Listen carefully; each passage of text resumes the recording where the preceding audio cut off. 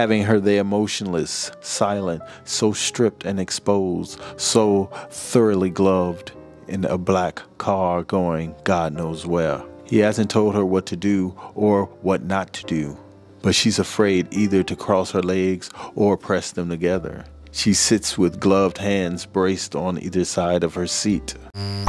Aggregate what they can do with PST effects, and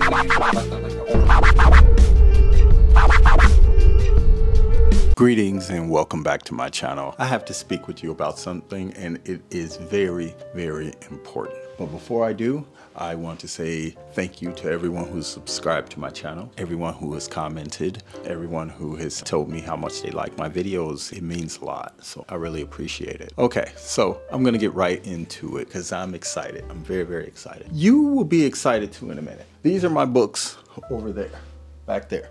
Those are my books. I have a few over there and a few on a little shelf over there.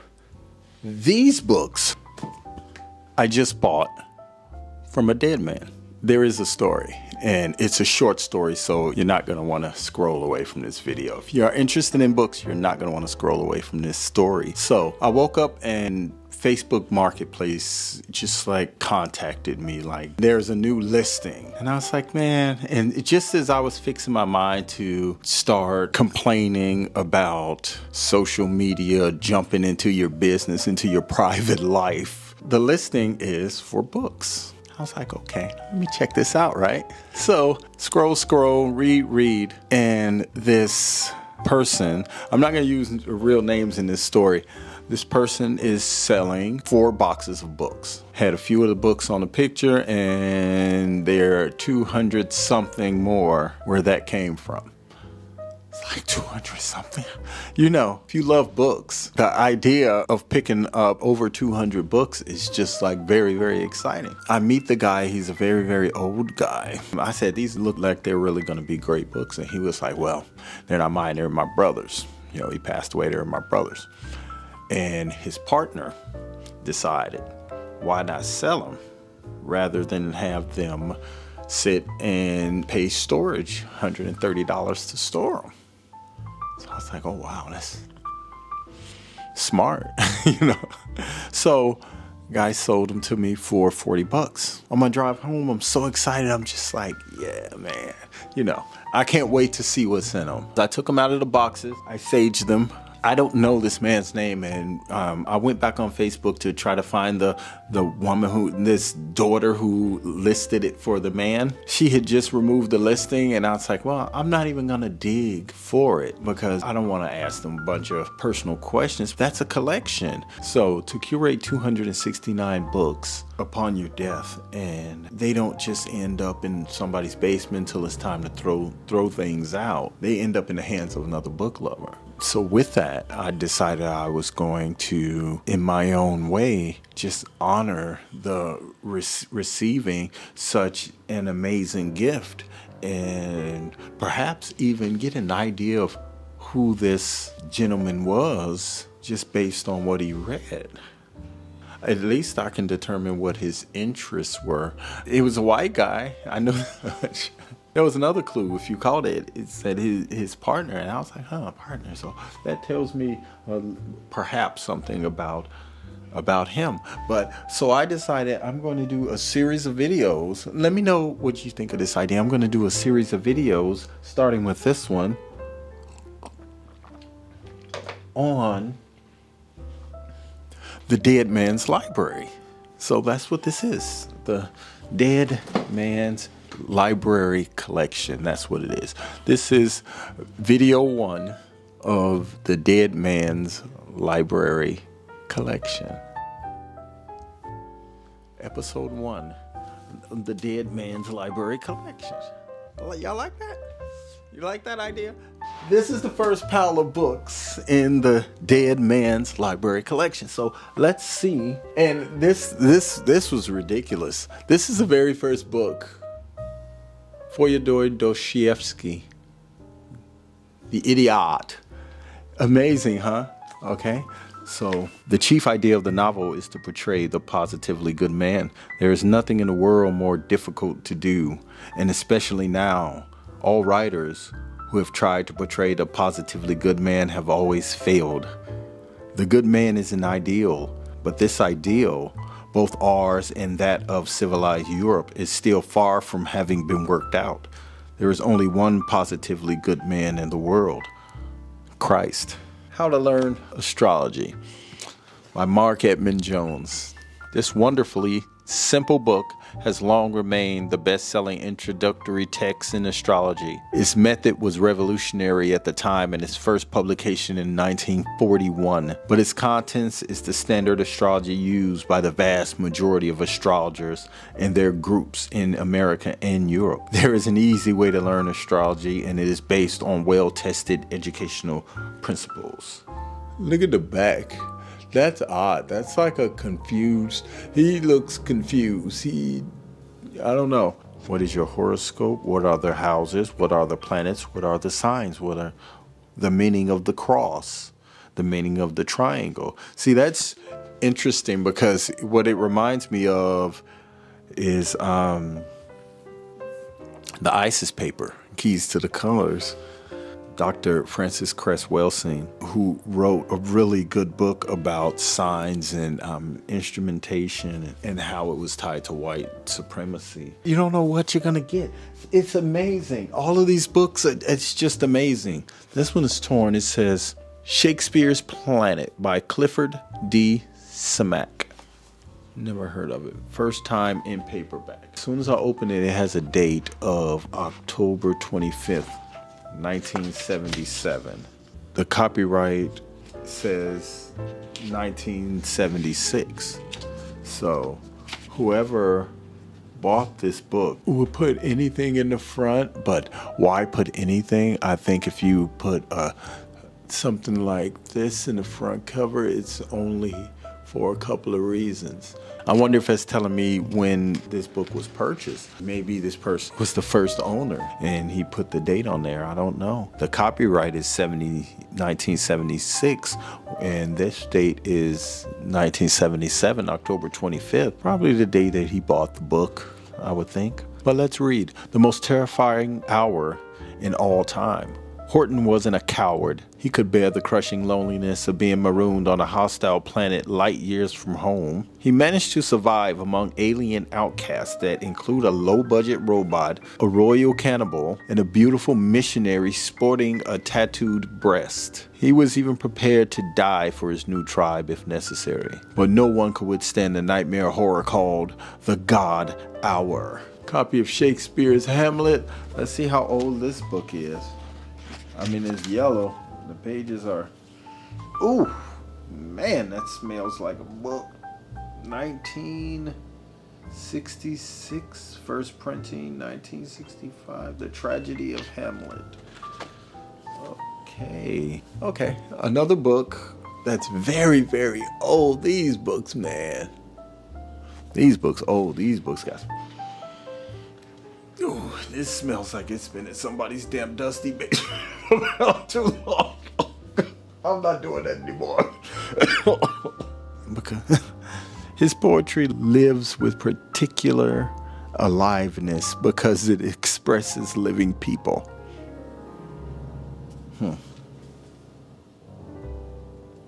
An absorbing novel in which the author walks straight into the brilliant, disillusioned Greece of the 4th century and takes us with her. Okay.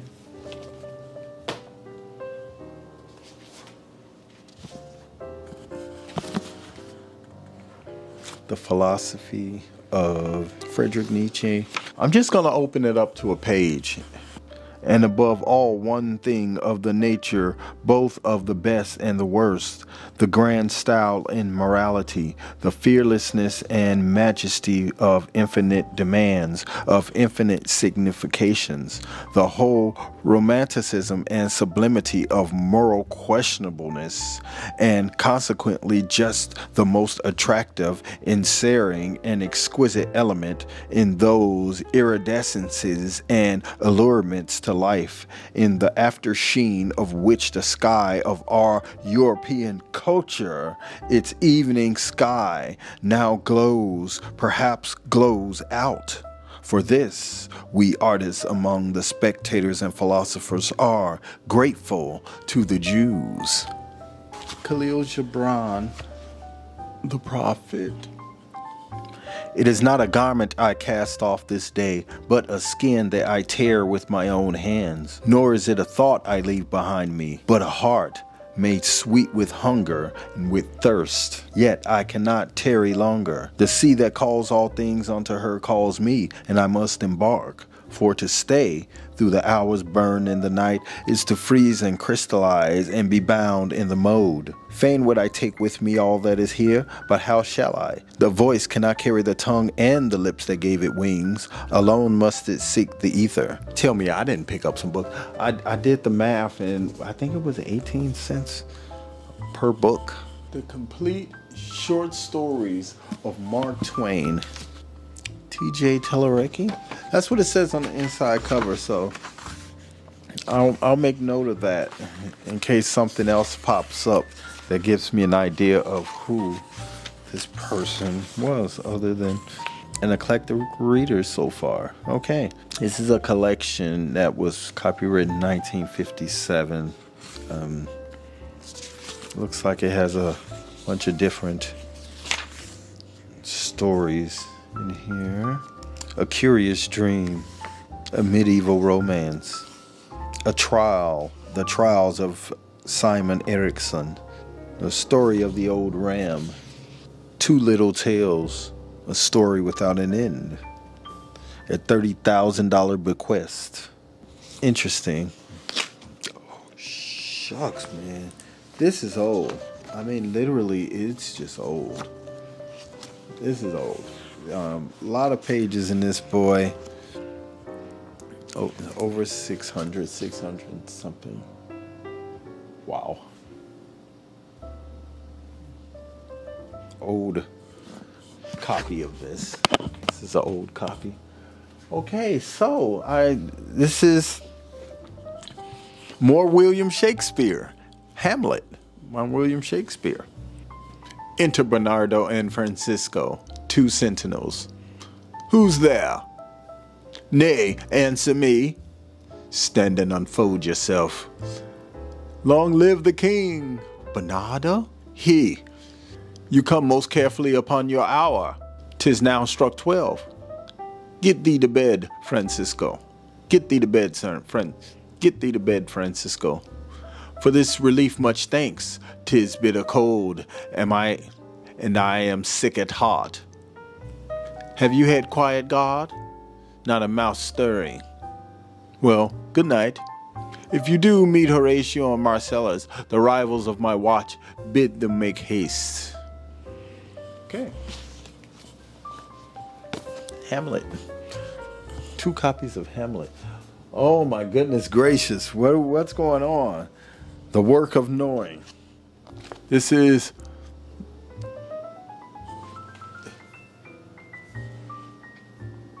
another Robert Frost novel.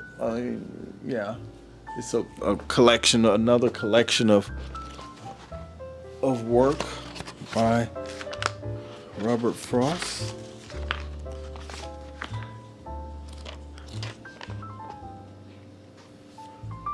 He smiled for her to smile, and she was either blind or willfully unkind.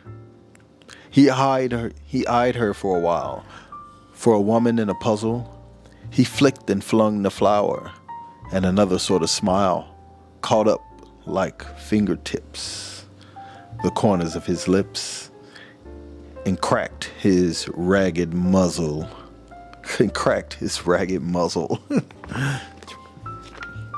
Wow.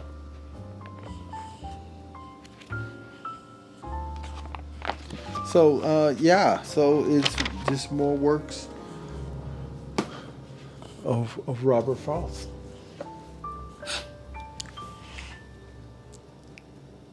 J.D. Salinger, The Catcher and the Rye. So this is old. Okay, so this is getting interesting. Okay. You probably can't even see me. This stupid damn... Okay. So, this says February 25th, 1980. For one lost adolescent to another. Love always, Don.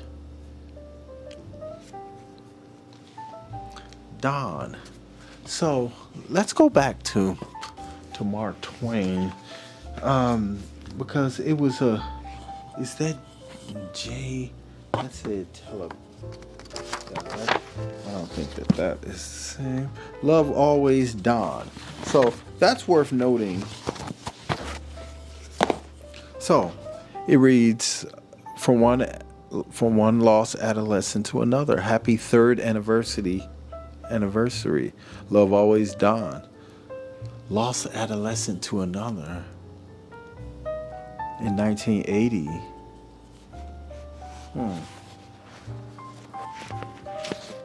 The Catcher in the Rye.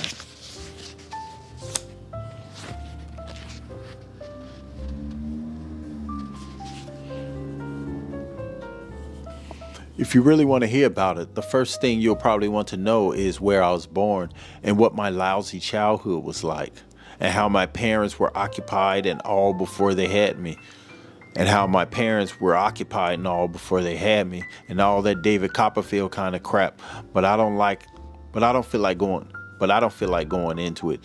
If you want to know, but I don't feel like going into it if you want to know the truth.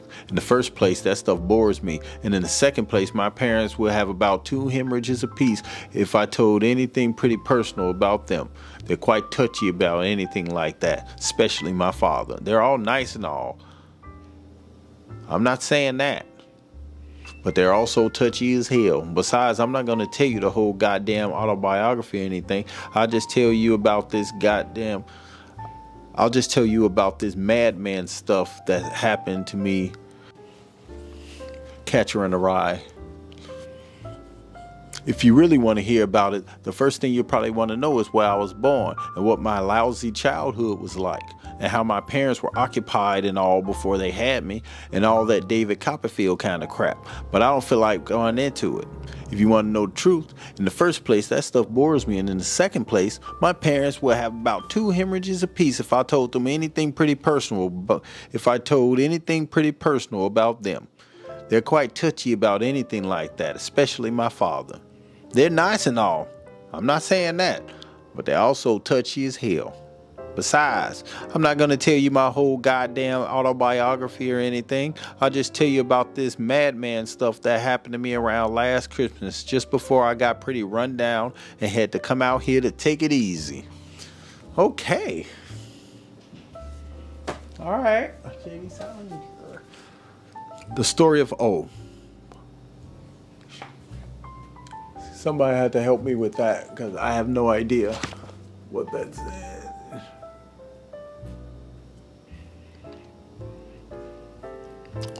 Okay, I have an idea. This free publication of Story of O in this country is an event of considerable importance. It is a significant measure of how far we have come in lifting the restrictions on art and our responses to it. In brief, Story of O relates the progressive, willful debasement of a young and beautiful Parisian fashion photographer, O, who wants nothing more than to be a slave to her lover, René. The test is severe, sexual in method, psychological in substance. The test is severe, sexual in method, psychological in substance. The artistic interest here has precisely to do with the use not only of erotic material, but also erotic methods. The deliberate stimulation of the reader as a part of and means of a total, authentic literary experience. Elliot Fremont Smith, New York Times. You shouldn't sit on your slip and skirt. Pull them up behind you and sit directly on the seat. The seat is made of some sort of imitation leather, which is slippery and cold. It's quite an extraordinary sensation to feel it sticking to your thighs. Then he says, "Now put your gloves back on." The taxi is still moving along at a good clip, and she doesn't dare ask why Renee just sits there without moving or saying another word, nor can she guess what all this means to him. Having her there motionless, silent, so stripped and exposed, so thoroughly gloved in a black car going God knows where. He hasn't told her what to do or what not to do. But she's afraid either to cross her legs or press them together. She sits with gloved hands braced on either side of her seat. All right. Okay, that's my video for today. So looking back on this, I see at this list, I see a drama lover. Definitely a drama lover, a poetry lover, old poetry, old literature, Catcher in the Rye, Mark Twain. I see a book on astrology. I see a couple of different types of poetry books, a little bit of Greek mythology in there, Hamlet, a couple of Hamlet. So pretty interesting, pretty interesting. I did pick up this one. It says Buddha texts through the ages. Buddha texts through the ages. So I guess I'll start with that book tomorrow. Okay, so that's it for episode 1 of I Bought This Dead Man's Book Collection.